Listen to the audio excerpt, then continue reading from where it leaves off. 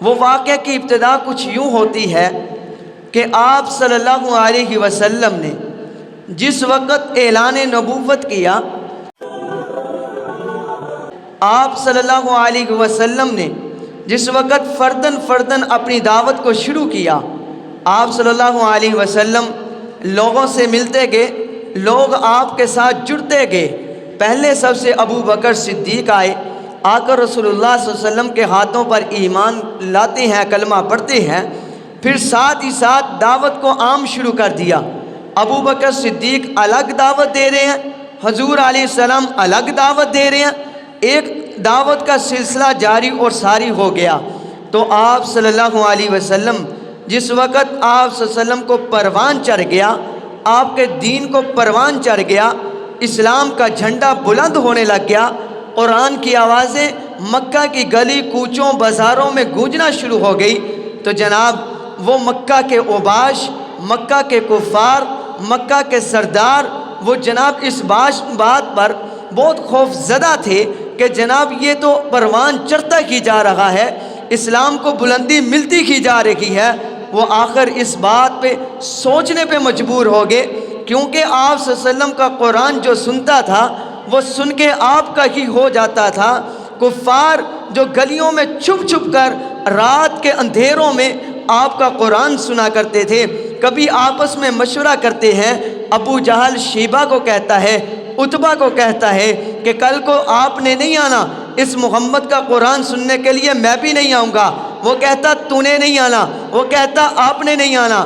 یوں گفتگو ہوتی ہے، رات کو چلے جاتے ہیں، اگلا دن آتا ہے، ایک چھپ کر رسول اللہ کا قرآن سن رہا ہے، دوسرا کہتا ہے سوچ اور بیچار کر کے آتا ہے کہ آج میرا جو ساتھی ہے، میرا جو نبی علیہ السلام کا دشمن ہے ابو جہل، وہ نہیں آئے گا، میں تو جاؤں، جا کر آواز تو سن کے آؤں اس پیغمبر کا قرآن کیا کہتا ہے، میں جاؤں جا کر اس جناب دعوت کو سن کر تو آؤں، یہ دعوت کیا کہتی ہے، یہ لوگوں کو کس بات پر مجبور کر رہے ہیں۔ جناب جب آتا ہے، آ کر دیکھتا ہے کہ جو دشمن آپس میں مشورہ کر کے جاتے ہیں کہ کل کو ہم اس پیغمبر کا قرآن نہیں سنیں گے، تو میرے بھائیوں وہ دونوں اندھیروں میں کھڑے ہو کر چھپ کر اللہ کے نبی کا قرآن سنتے نظر آتے ہیں۔ یہ قرآن ایک ایسی دعوت تھی کہ کفار کو سوچنے پر مجبور کر دیا۔ نتیجہ کیا نکلتا ہے کہ کافی لوگوں نے آپس میں مشورہ کیا، بڑے بڑے سردار، بڑے بڑے جناب کفار وہ بیٹھ جاتے ہیں، بیٹھ کر آپس میں دار الندوہ ایک جگہ تھی، وہاں پر بیٹھ گئے۔ بیٹھنے کے بعد انہوں نے مشورہ شروع کیا کہ ہم کوئی ایسا طریقہ، ہم کوئی ایسا مشن بنائیں کہ اس پیغمبر کو اس مکہ کی ہستی سے ہی مٹا دیں، ہم ایسا نظام بنائیں کہ یہ قرآن ختم ہو جائے، ہم ایسا نظام بنائیں کہ یہ دعوت جو ہے ہمیشہ کے لیے ملیا میٹ ہو جائے۔ آخر ان کی آپس میں گفتگو ہوتی ہے، دار الندوہ کے اندر جناب ابو جہل بیٹھتا ہے، دار الندوہ میں شیبہ بیٹھتا ہے، حکیم بن حزام بیٹھتا ہے، نذیر بن حارث بیٹھتا ہے، امیہ بن خلف بیٹھتا ہے۔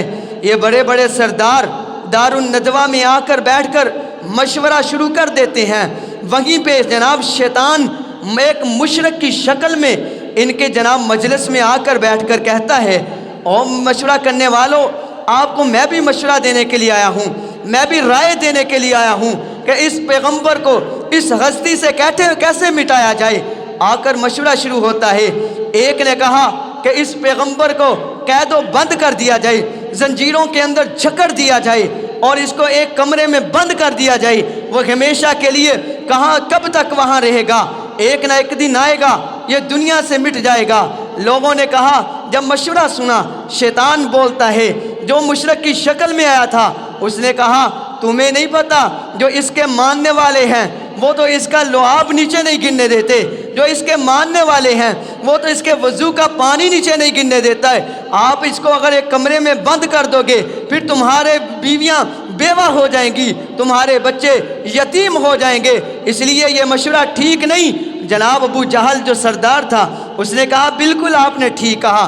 جناب اگلے کا مشورہ آیا، مشورہ چلتا گیا، لیکن شیطان نے کہا میں مشورہ دوں، مشورہ یہ ہے کہ کہ جناب جو اس کو ماننے والے ہیں ان لوگوں کو چھوڑ کر جو ان کو قبیلے نہیں ماننے والے ان قبیلوں کے نوجوانوں کو اکٹھا کیا جائے، ان کو سب کو جناب رسول اللہ صلی اللہ علیہ وسلم کے گھر کے محاصرے کے لیے بھیج دیا جائے، ان کے ہاتھوں میں ننگیاں تلواریں دی جائیں، رسول اللہ صلی اللہ علیہ وسلم کو وہ راتوں رات جناب ذبح کر کے رکھ دے۔ نعوذ باللہ میرے نبی علیہ الصلوۃ والسلام کے بارے میں ادھر جناب تدبیر سوچی جا رہی ہے، لیکن اوپر سے اللہ تعالیٰ نے حضرت جبرائیل علیہ السلام سے فرمایا، جبریل جی یا رب جلیل جاؤ نا میرے پیغمبر کو بتاؤ نا، وَإِذْ يَمْكُرُ بِكَ الَّذِينَ كَفَرُوا لِيُثْبِتُوكَ أَوْ يَقْتُلُوكَ أَوْ يُخْرِجُوكَ وَيَمْكُرُونَ وَيَمْكُرُ اللَّهُ وَاللَّهُ خَيْرُ الْمَاكِرِينَ۔ جبریل میرے پیغمبر کو بتاؤ کہ یہ لوگ آج آپ کے بارے میں یہ تدبیریں سوچ رہے ہیں کہ اس پیغمبر کو جناب قتل کر دیا جائے، اس پیغمبر کو قید و بند کر دیا جائے، او یثبتوک او یقتلوک او یخرجوک، اس کو مکہ سے نکال دیا جائے۔ اے جبریل جا کر میرے پیغمبر کو تسلی دو، فرماؤ وَيَمْكُرُونَ وَيَمْكُرُ اللَّهُ، ایک ان لوگوں کی تدبیریں ہیں، ایک تمہارے رب کی تدبیر ہے، واللہ خیر الماکرین، آپ کے رب کی تدبیر سب سے اعلیٰ ہے، آپ کے رب کی تدبیر سب سے اعلیٰ ہے۔ اب جناب کفار نے سوچا کہ حضور علیہ السلام کو شہید کر دیا جائے۔ اب رات کو مشورہ ہوتا ہے، کچھ دنوں کے بعد انہوں نے مشورے میں اس مشورے کو جامع نامہ پہنانے کے لیے انہوں نے وہاں پہ حضور علیہ السلام کے گھر کا محاصرہ کر لیا۔ اب رات کے وقت حضور علیہ السلام کے گھر کا محاصرہ کرنے کے لیے بڑے بڑے نوجوان، طاقتور نوجوان، ہر قبیلے کا نوجوان حضور علیہ السلام کے گھر کا محاصرہ کر لیتا ہے۔ حضور علیہ السلام گھر میں باہر جناب مشرکین کی تعداد، باہر وہ لوگ کھڑے ہیں جن کو اپنے جناب ہزاروں لوگوں پر ناز، اور اندر کون؟ ایک نبی ہے، ایک علی ہے۔ اندر کون؟ ایک نبی ہے، ایک علی ہے۔ آپ بھی ساتھ چلیں گے انشاءاللہ، میں بھی صحیح چلتا جاؤں گا، تو آپ نے ساتھ کیسے چلنا ہے؟ سبحان اللہ کہیے نا یار، اونچی آواز سے۔ ناز تلواروں پر، ان کو ناز کلمے پر، ان کو ناز جناب شمشیروں پر، ان کو ناز رب کائنات پر۔ جناب باہر کھڑے یہ کہتے ہیں کہ آج رات ہم نبی علیہ السلام کو ہمیشہ کے لیے مٹا دیں گے۔ باہر چاروں طرف سے میرے نبی کے گھر کا محاصرہ کیا ہوا ہے، اندر علی ہے، اندر نبی ہے۔ نبی علیہ السلام کے پاس اللہ نے جبریل کو بھیجا، جبریل جی یا رب جلیل جائیے میرے نبی کے پاس، انہیں کہہ دیجئے الا تنصروہ فقد نصرہ اللہ اذ اخرجہ الذین کفروا ثانی اثنین اذ ہما فی الغار۔ اے نبی جی مکہ کو چھوڑنا ہوگا، اب مدینہ کی طرف جانا ہوگا۔ مکہ کو آباد آپ نے کر دیا ہے، اب مدینہ کی راہوں کو آباد آپ نے کرنا ہے۔ میرے نبی علیہ السلام کے پاس جبریل آئے، آ کر کہا اے نبی جی اب آپ کے لیے حکم آ چکا ہے، آپ بھی نکلیے، ساتھ صدیق اکبر کو بھی لیجئے اور جناب مدینہ کی طرف چل پڑیے۔ میرے نبی علیہ السلام نے حضرت علی سے فرمایا علی اب مجھے اللہ کا آرڈر آ چکا ہے، حکم آ چکا ہے کہ اب میں نے جانا ہے۔ جی نبی جی اب میرے لیے حکم کیا ہے؟ اے علی تیرے لیے حکم یہ ہے، یہ کفار کی امانتیں ہیں، ان کو پکڑ لیجئے، ان کو اپنے حوالے کر لیجئے، صبح ہو تو جس کافر کی امانت ہے اس کو پہنچانی ہے۔ نبی جی آپ امانتیں کیوں رکھ کر جا رہے ہیں؟ نبی جی کے پاس امانتیں کافر رکھوا رہے ہیں۔ میں نے کہا کافر ہو امانتیں نبی کے پاس رکھواتے ہو کیوں؟ اس لیے کہ میرا نبی امین تھا، میرا نبی صادق تھا، میرا نبی سچا تھا۔ اگر میرے نبی کے پاس دنیا کی امانتیں رکھواتے ہو اس لیے کہ میرا نبی سچا تھا، پھر میرے نبی کی بات پہ یقین کیوں نہیں کرتے کہ میرے نبی نے کہا کہ میں اللہ کا نبی بن کر آیا ہوں؟ پھر بھی تو اعتماد کرو کہ میرے نبی کو اللہ نے نبی بنا کر بھیجا، اس بات کا تم اعتماد نہیں کرتے، اور اعتماد اس بات کا کرتے ہو کہ یہ نبی صادق ہے، یہ نبی امین ہے۔ یہ علی جی اس امانتوں کو پکڑ لیجئے، صبح ہو یہ امانتیں امانت والوں کو حوالے کر کے جائیے، اس لیے کہ کوئی کافر یہ نہ کہے نبی امانتوں کو ساتھ لے کے آئے۔ علی رضی اللہ تعالیٰ عنہ سونے لگے. علی جی اب یہ کام کرنا ہے, یہ بستر میرا ہے, اس پہ سبز رنگ کی چادر اوڑھ کر آرام کیجئے. علی فرماتے ہیں میں نے اس رات آرام کیا اور ایسی نیند سویا, خدا کی قسم پوری زندگی سوتا تھا. رات کو یہ درد ہوتا تھا, یہ تکلیف ہوتی تھی کہ رات کو مجھے موت نہ آ جائے, لیکن جس رات میرے نبی نے کہا علی صبح کو تو نے امانتیں واپس کر کے آنی ہے, مجھے اپنے نبی کی بات پہ اتنا یقین تھا, اتنا اعتماد تھا, میں اتنی سکون کی نیند سے سویا کہ مجھے یقین ہو گیا صبح تک مجھے موت نہیں آ سکتی, صبح تک مجھے موت نہیں آ سکتی.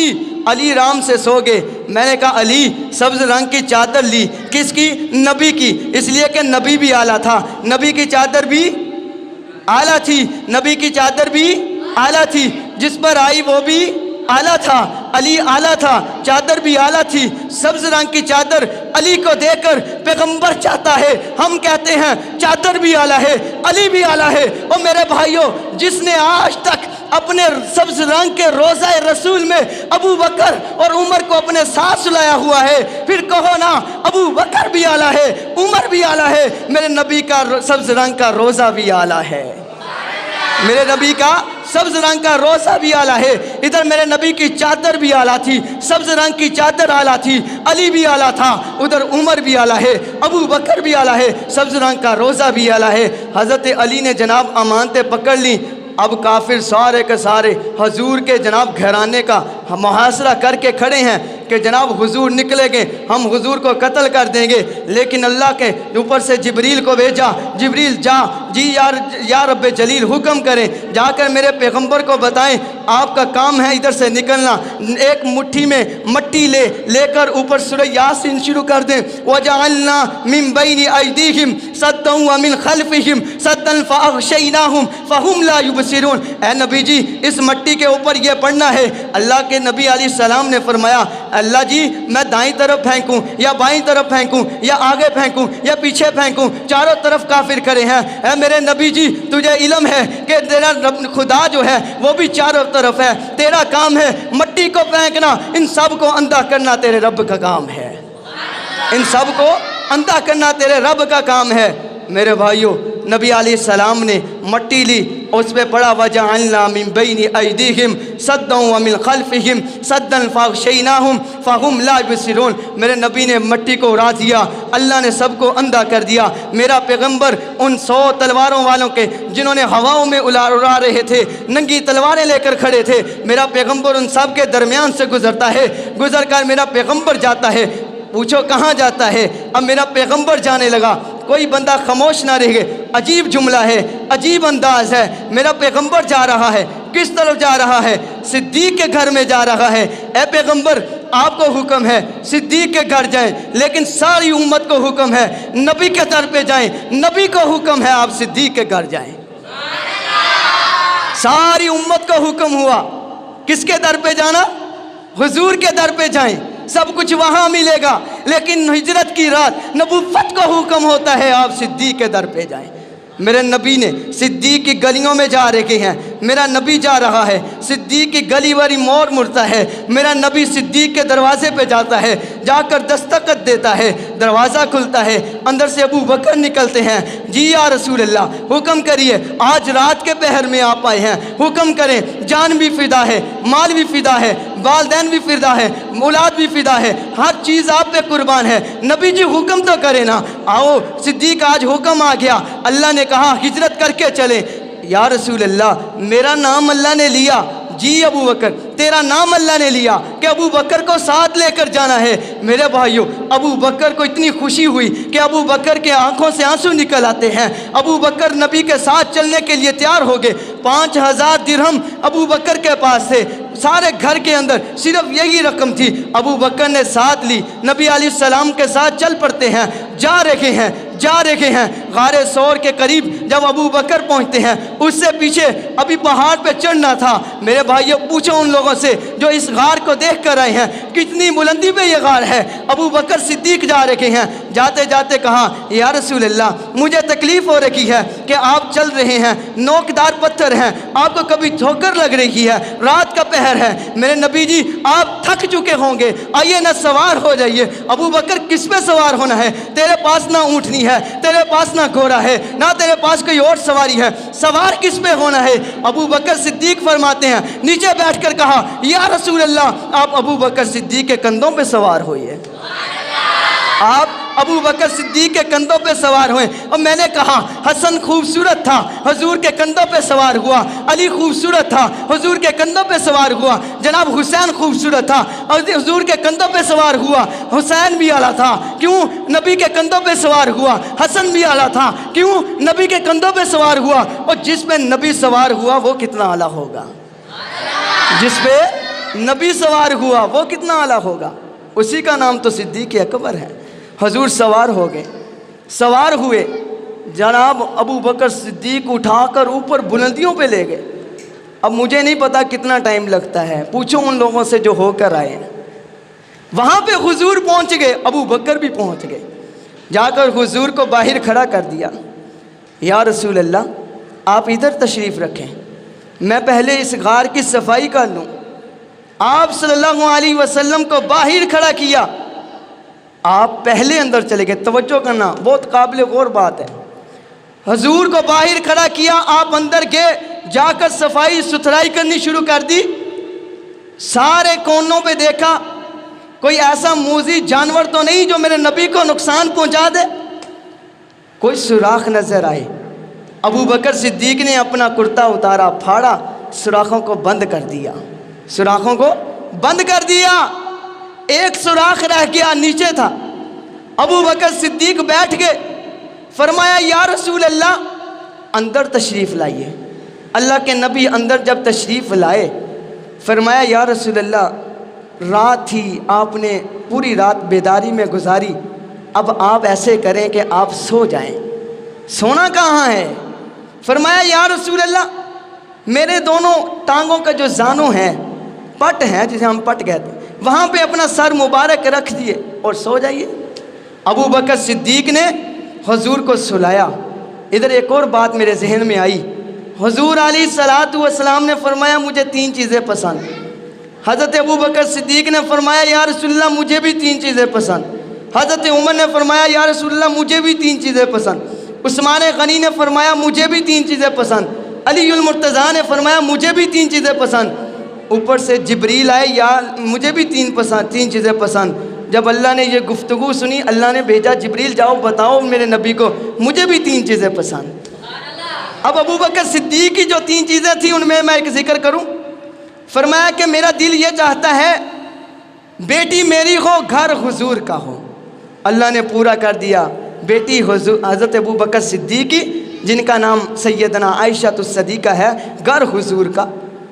فرمایا میری دوسری چاہت یہ ہے کہ چہرہ حضور کا ہو، دیدار میرا ہو، آنکھیں میری ہو، میں دیدار کرتا رہوں۔ وہ بھی میرے نبی کی حضرت ابو بکر صدیق کی بات اس دن پوری ہوئی جب غار ثور میں ابو بکر صدیق نے حضور علیہ السلام کے لیے اپنی ٹانگوں کو قربان کیا۔ حضور نے اپنا چہرہ رکھا، اپنا سر مبارک رکھا، حضور آرام فرما رہے تھے، ابو بکر صدیق حضور کی زیارت کر رہے تھے۔ اتنی زیارت کی کہ نیچے سے ایک سوراخ تھا، وہاں پہ اپنی ایڑی رکھی ہوئی تھی، وہاں سے ایک موذی جانور، ایک کالا نکلا ڈنسا، اتنی تکلیف دے رہا تھا۔ ابو بکر صدیق نے سی نہیں کہا، ابو بکر صدیق روئے، آنکھوں سے آنسو نکل پڑے، نکلے آنسو حضور کے چہرے پہ آئے، حضور کے چہرے پہ آئے۔ میں نے کہا چہرہ حضور کا، آنسو ابو بکر کا، کیوں؟ اس لیے کہ کسی کے آنسو زمین پر گرتے ہیں، کسی کے آنسو داڑھی پہ، کسی کے آنسو کہیں، لیکن جتنا قیمتی آنسو ہوگا اتنے ہی قیمتی چیز پہ جا کر گرتا ہے نا۔ چہرہ بھی قیمتی تھا، آنسو بھی قیمتی تھا۔ جب ابو بکر صدیق کا آنسو حضور کے چہرے پہ آیا، حضور کو جاگ آ گئی۔ فرمایا ابو بکر کیا ہوا؟ یا رسول اللہ نیچے سے ایک کالا تھا، اس نے مجھے ڈنس دیا ہے. اس کو برداشت نہیں ہوا کہ ابو بکر اور نبی جو ہیں یہ کٹھے کیوں پھر رہے ہیں. اس نے اس لیے مجھے ڈنس دیا ہے. آج بھی ڈنسنے والے موجود ہیں جو ابو بکر صدیق کو ڈنس رہے ہیں، کبھی عمر کو، کبھی عثمان کو، کبھی عائشہ کو، کبھی کسی کو، کبھی کسی کو. لیکن یاد رکھنا، کب تک ڈنستے رہو گے؟ اللہ کے اس نے ڈنسا ہے. اللہ کے نبی نے فرمایا صدیق ایڈی تو سامنے کرو نا. صدیق نے ایڈی سامنے کی، حضور نے لعاب لگایا تو اس کا اثر ہی جاتا رہا، اس کا اثر ہی جاتا رہا. میرے بھائیوں، ابو بکر اور صدیق، ابو بکر اور نبی علیہ السلام اندر تھے. باہر سے کفار کو اعلان ہو گیا. اب کفار آپس میں چمگوئیاں کر رہے ہیں. صبح ہوئی، کسی نے کہا کہ دیکھو تو صحیح یار، نبی علیہ السلام نماز کے لیے گزر کے نہیں گئی، اندر ہی سوئے ہوں گے، اٹھاؤ ان کو جا کر. میں نے کہا او تم اتنے بہادر تھے، تمہارے ہاتھوں میں 100 تلواریں تھیں، تمہارے پاس طاقت تھی، تمہارے پاس شمشیر تھی، تمہارے پاس نیزے تھے، لیکن تم اندر چلے جاتے، اندر جا کر میرے نبی کو پکڑ لیتے، تم میرے نبی کے سین میں کود پڑتے، تمہارے قد بھی میرے نبی کی دیواروں سے اونچے تھے، تم اندر کیوں نہیں گئے؟ اوپر سے اللہ نے آواز دی اذ اخرجہ الذین کفروا. وہ اندر کیسے جاتے؟ میں تو خود اپنے پیغمبر کے گھر کا پہرا دے رہا تھا. گھر میرے نبی کا تھا، پہرا میرے رب کا تھا. قرآن کہتا ہے، اپنی طرف سے نہیں بات کرتا. پہرا میرا خدا دے رہا تھا، اسی لیے تو اندر سے گزار دیا. اب جناب وہاں چلے. صبح ہوئی، جب انہوں نے دیکھا تو آگے علی آئے. فرمایا علی نبی کدھر ہے؟ کہا تمہیں پتا ہوگا، تم پہرا دے رہے تھے، میں تو آرام سے سویا ہوا تھا. انہوں نے آپس میں گفتگو شروع کی. ابو جہل نے کہا اگر تم نے نبی کو ڈھونڈنا ہے نا تو نبی تمہیں صرف صدیق کے گھر سے ملے گا. جناب آج لوگ کہتے ہیں نا کہ صدیق اور نبی کی آپس میں محبت نہیں تھی. جاؤ کافروں سے جا کر پوچھو، مشرکین سے پوچھو، وہ کہتے ہیں کہ اگر نبی ملے گا تو صدیق کے گھر سے ملے گا. اب وہ ابو جہل گیا، جا کر صدیق کا دروازہ کھٹکایا. اندر سے حضرت ابو بکر صدیق کی بیٹی جن کا نام حضرت اسماء بنت ابی بکر تھا وہ نکلتی ہے. اسے کہا کہ نبی کہاں ہے؟ صدیق کہاں ہے؟ تیرا باپ کہاں ہے؟ تیرا والد کہاں ہے؟ اس نے کہا مجھے کیا خبر، کہاں ہے؟ اس نے کہا تجھے علم ہے. جناب غصے میں آیا ابو جہل نے حضرت اسماء بنت ابی بکر کے منہ پہ تھپڑ مارا. اتنی کھینچ کے تھپڑ بجتا ہے جناب حضرت اسماء نیچے گر گئی، لہو لہان ہو گئی. لیکن جان تو جانی گوارا کی، لیکن نبی اور صدیق کا نہیں بتایا، نبی اور صدیق کا نہیں بتایا. ابو بکر صدیق نکلے گھر سے، بیٹی کو کہہ کے بیٹی ہم فلاں جگہ پہ جائیں گے، پیچھے کھانا لے کر آنا. حضرت اسماء بنت ابی بکر حضور صلی اللہ علیہ وسلم 3 دن اس غار میں رہے، غار سور جس کا نام ہے، اس میں حضور 3 دن رہے. ابو بکر بھی ساتھ رہے. جناب حضور علیہ الصلوۃ والسلام اور حضرت ابو بکر صدیق کے لیے حضرت ابو بکر صدیق کی بیٹی اسماء بنت ابی بکر صبح و شام کھانا بنا کر لے کر جاتی تھی، جا کر کھانا کھلاتی تھی. حضرت ابو بکر صدیق کا بیٹا جن کا نام عبداللہ تھا وہ پورے دن کی کارگزاری اکٹھی کرتے کہ کافی لوگ ابھی نبی کے لیے کیا سوچ و بچار کر رکھے ہیں. وہ ساری باتیں اکٹھی کر کے حضور کے پاس شام کو جاتے، ساری باتیں سنایا کرتے تھے. میرے بھائیوں، صدیق نے آپ بھی قربانی دی، اپنی بیٹیوں کی بھی قربانی دی، اپنے باپ کے بیٹوں کی بھی قربانی دی، اور آج تک ہم تک اگر دین پہنچا ہے تو اس میں صدیق کا خون بھی لگا ہوا ہے. یہ غار سور کا واقعہ ہے. اس کے اندر حضرت ابو بکر صدیق نے حضور علیہ السلام کا ساتھ دیا، اور حضرت عمر رضی اللہ تعالیٰ عنہ فرمایا کرتے تھے، میرے بھائیوں حضرت عمر فرمایا کرتے تھے صدیق ساری راتوں سارے دن کی نیکیاں میری تو لے لے، مجھے صرف 1 دن اور 1 رات کی نیکیاں دے دے. فرمایا وہ کون سی؟ جس دن آپ نے غار سور میں 1 دن گزارا تھا اور 1 رات گزاری تھی، اس 1 رات اور 1 دن کی نیکیاں مجھے دے دے، اور میری ساری زندگی کی نیکیاں تم لے لا. میرے بھائیوں، عمر کی نیکیاں کوئی عام نہیں تھی، کوئی تھوڑی نہیں تھی. عمر کی نیکیاں تو آسمان کے ستاروں کے برابر تھی. حضور نے فرمایا آسمان کے ستاروں کے برابر عمر کی نیکیاں ہوں، ابو بکر صدیق کی 1 دن اور 1 رات کی نیکیوں کے برابر ہے. اس لیے صدیق، اگر آج کوئی کہے کہ صدیق اور نبی میں فرق ہے تو اس کو بتا دو اگر تم نبی کی اللہ کی محبت چاہتے ہو تو نبی کی محبت ضروری ہے، نبی کی محبت چاہتے ہو تو صدیق کی محبت بھی ضروری ہے۔ صدیق کی محبت کے بغیر آپ کو جناب نبی نہیں مل سکتا۔ آج اگر نبی کو صدیق سے محبت تھی تو اسی لیے تو اپنے ساتھ صدیق کو سلایا ہوا ہے۔ کبھی روز مبارک میں اللہ توفیق دے تو جا کر دیکھنا، ایک طرف نبی علیہ السلام ہے، دوسری طرف ساتھ ابو بکر صدیق ہے، ساتھ حضرت عمر فاروق ہیں، تینوں یار ایک جگہ پہ ہیں۔ تو اس لیے تو میں نے کہا نا کہ حضرت علی کو سبز چادر دے کر سلا دیا اور کہا کہ علی آپ سبز چادر میں سو جائیں، اور ادھر سبز روضہ مبارک میں سبز گنبد خضرا میں ابو بکر اور عمر کو سلا دیا۔